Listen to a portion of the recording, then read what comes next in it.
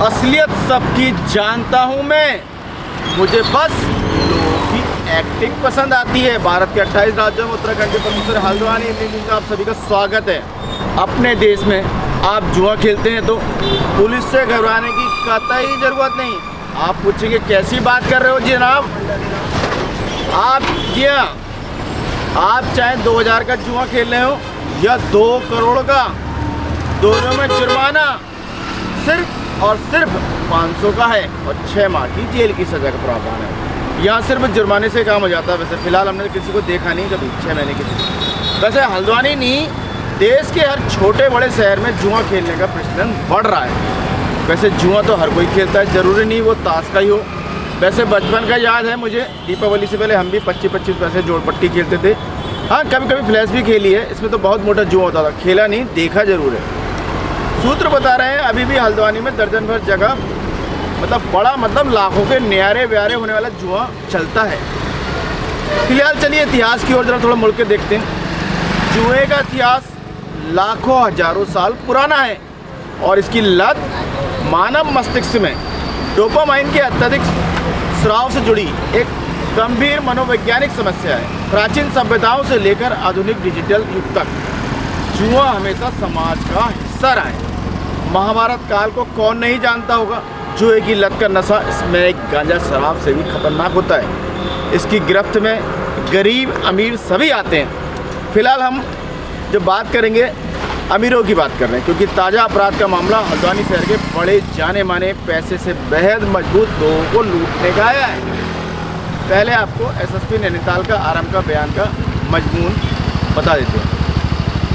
19 अगस्त की राष्ट्रीय किया शोरूम के पास एक परिसर में कुछ गेम चल रहा होता है, जिसमें शहर के जाने माने का कारोबारी मौजूद है। सभी दर्जन भर लोग घुसते हैं और अपने आप को एसओजी बोलते हैं, पिस्टल दिखाते हैं, पैसा लूटते हैं, चैन अंगूठी मौजूद लोगों से निकाल लेते हैं और रफू चक्कर हो जाते हैं। पुलिस ने घटना का संक्षिप्त विवरण प्रेस नोट में इस प्रकार बताया है। उनको कानूनी अड़चनें भी देखनी होती है थोड़ा। प्रेस नोट में ये है, संदिग्ध व्यक्ति वंशप्रीत सिंह और पन्नू और रघुवीर सिंह किच्छा निवासी यश अडाना से मिले और उसने बताया कि वह लाखों का जुआ हारने के कारण आर्थिक तंगी से गुजर रहा था और उसकी माता का भी स्वास्थ्य खराब चल रहा था। यश अडाना ने कहा कि हल्द्वानी के गौरव पड़ाव में बड़े पैमाने में लाखों का जुआ खेला जाता है, इसलिए उन्होंने मिलकर डकैती की योजना बनाई और लूटी हुई रकम से यश द्वारा जुए में हारी रकम की भरपाई करने और शेष रकम को आपस में बंडरवाट करने की बात तय हुई। इसके पश्चात उन्होंने अन्य लोगों को सम्मिलित किया और घटना से पूर्व घटनास्थल की रैकी करना शुरू कर दिया। इसके उपरांत अभियुक्तों ने वादी के कार्यालय में नकाबपोश बनकर हथियारों के दम पर योजनाबद्ध तरीके से उक्त डकैती को अंजाम दिया। नकदी, सोने की चेन और मोबाइल लेकर मौके से फरार हो गए। लूटी हुई रकम आपस में बांटकर अपने अपने ठिकानों को चले गए। साथ ही लूटे गए मोबाइलों को रास्ते में फेंक दिया, जिससे कि डिजिटल फुटप्रिंट्स ना मिल सके। जो गिरफ्तार किए गए हैं उसमें वंशप्रीत है और ये जो सितारगंज का रहने वाला है, इसकी उम्र जो है लगभग 25 वर्ष है, जबकि दूसरा रघुवीर सिंह शीशगढ़ बरेली का रहने वाला है और इसकी उम्र 28 साल बताई जा रही है। जो इनके पास से बरामद हुआ है, वंशप्रीत के पास से 31,000 रुपये बरामद हुए हैं और 4 जिंदा कारतूस बरामद हुए हैं, जबकि रघुवीर सिंह के पास 35,000 और एक तमंचा और तीसरा 15 बोर में 4 जिंदा कारतूस। पुलिस की टीम को उत्साहवर्धन के लिए एसएसपी ने फिलहाल 2,500 रुपये का इनाम भी पुरस्कृत किया है। चलिए देश की अन्य खबरों पर एक नज़र डाल लेते हैं। दिल्ली में राहुल गांधी का विरोध प्रदर्शन। बैलेट पीड़ित की शिकायत पर एफआईआर दर्ज होने के बाद ही राहुल ने 6 घंटे से अधिक का धरना समाप्त किया। दिल्ली पुलिस द्वारा एफआईआर दर्ज किए जाने के तुरंत बाद राहुल गांधी ने कहा, यह न्याय की दिशा में एक पहला कदम है और मामला दर्ज कर लिया गया। दिल्ली का मास्टर प्लान अधिसूचित हो गया। 40 लाख घरों का निर्माण कार्य जारी होगा और ये 47 तक की योजना है। मौसमी इन्फ्लुएंजा संक्रमण में वृद्धि के बीच इस वर्ष दिल्ली में स्वाइन फ्लू के 1,700 से अधिक मामले दर्ज किए गए। करोल बाग में विध्वंस के दौरान इमारत ढह गई, 1 की मौत, 3 घायल हो गए। यह घटना मध्य दिल्ली के रैगरपुरा स्थित प्यारे लाल रोड पर घटी, जहां मजदूर एक पुरानी इमारत को गिरा रहे थे। इधर सिख विरोधी दंगों के मामले में दोषी ठहराए गए पूर्व कांग्रेस सांसद सज्जन कुमार को आज जो है सुबह के टाइम निधन हो गया।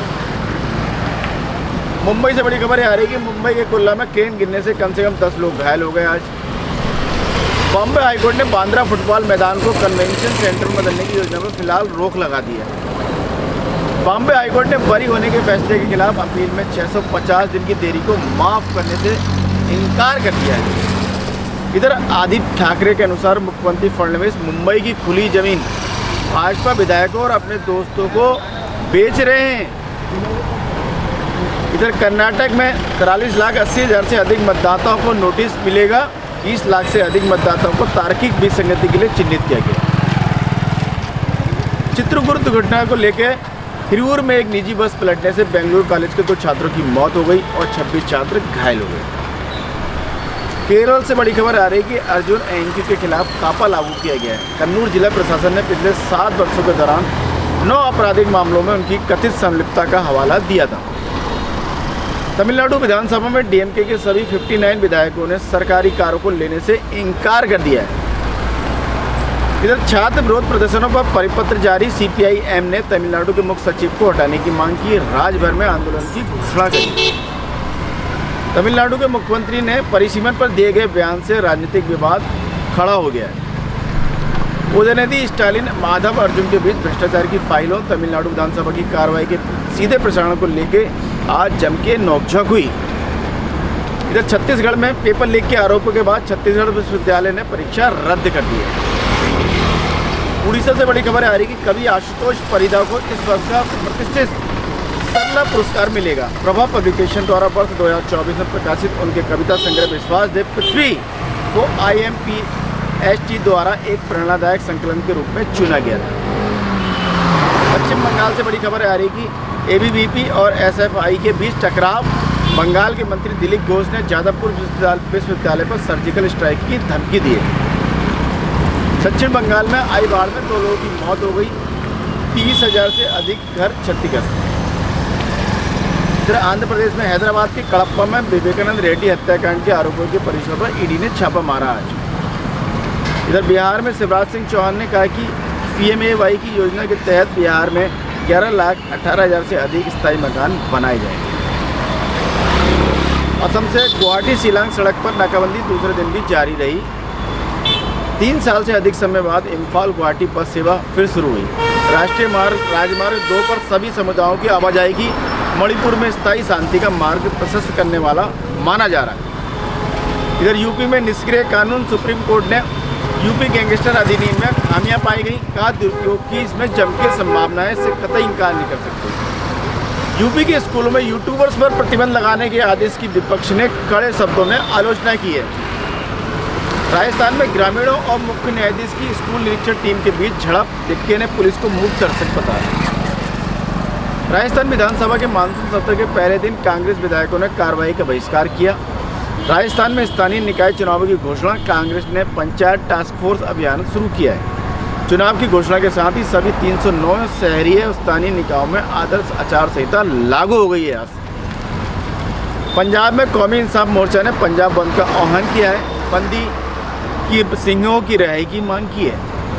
इधर जम्मू कश्मीर में PDP नेता इल्तिजा मुफ्ती ने शुक्रवार को आज कहा कि मेडिकल चेकअप के बाद पूर्व प्रधानमंत्री इमरान खान को वापस जेल भेजना पाकिस्तानी सेना के लिए अविश्वसनीय रूप से एक क्रूर घटना है। आशा है आपको खबरें अपडेट रख रही होंगी और चाय पर चर्चा के लिए मसाला प्रदान कर रही होंगी। अपने विचार और सुझाव साझा करें हमसे। कल फिर नए विषय के साथ आपके समक्ष उपस्थित होंगे।